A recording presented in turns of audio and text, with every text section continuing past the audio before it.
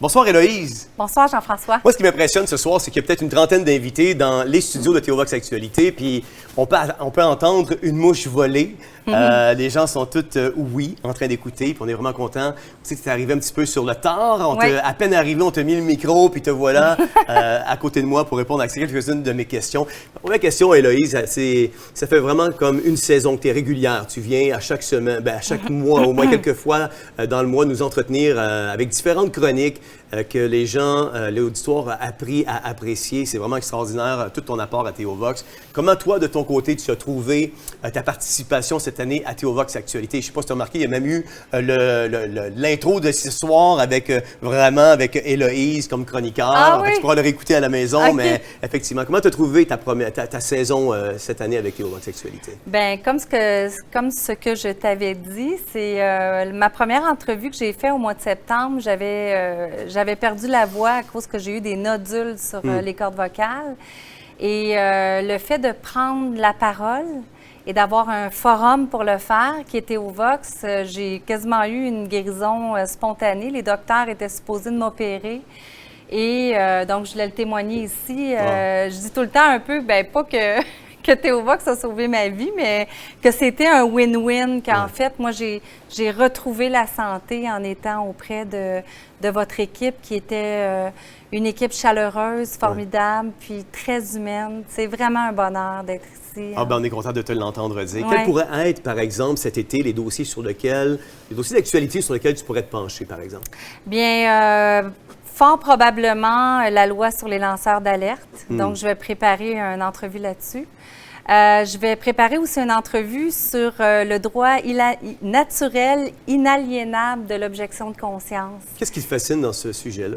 En fait, c'est la vérité, la liberté et la justice, qui sont les trois valeurs du collectif Éducation et droits humains. Ouais. Donc, l'éthique précède le droit. Et l'objection, la liberté qu'apporte l'objection de conscience rend la vérité et la justice plus faciles à exercer dans notre monde. Ouais. Donc, c'est un souci, une recherche de pureté, une recherche de droiture que moi, je trouve que les gens qui sortent, d'ailleurs, je ne sais pas si c'est ta prochaine question sur ce qui m'a touchée dans l'actualité cette semaine.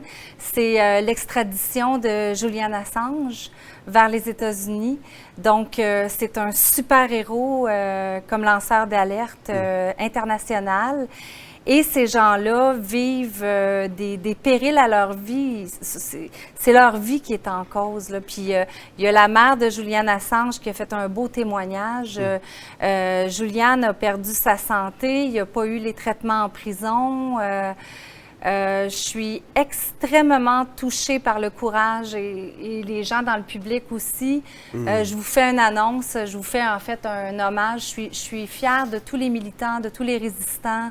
Je suis vraiment profondément touchée par tout le travail qui a été fait par beaucoup de gens au Québec, au Canada, puis dans le monde pour dévoiler la justice, la vérité, pour faire un monde libre pour les prochaines générations. C'est vraiment de ça que j'avais envie de témoigner aujourd'hui. Puis c'est ça.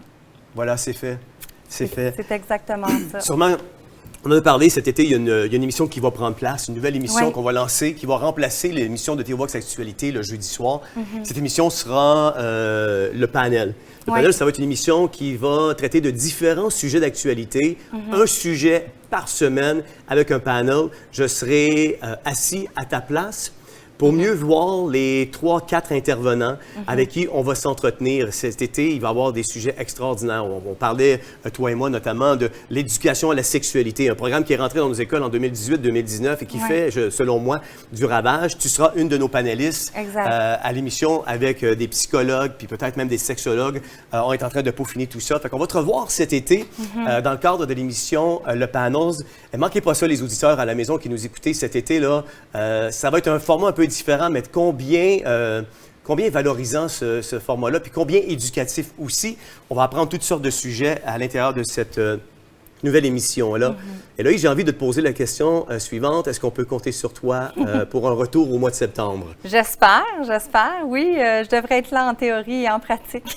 Bien, on est vraiment content de l'entendre. Héloïse, merci pour la magnifique saison que tu nous as fait vivre cette année avec toute la profondeur et le sérieux de tes chroniques. Tu es quelqu'un qui se prépare extrêmement bien. À chaque semaine, on prend du temps ensemble pour discuter des topos d'actualité, puis on l'apprécie vraiment, ton Mais moi, je voulais professionnalisme. te dire, Jean-François, c'est extraordinaire comment est-ce que tu embellis l'invité qu'il y a devant toi. Ah, merci. Tu as vraiment une qualité de cœur qui va au-delà de la compétence d'animateur. Ah, ben t'es super gentil. C'est Merci. vraiment un bonheur. Merci, ça me touche.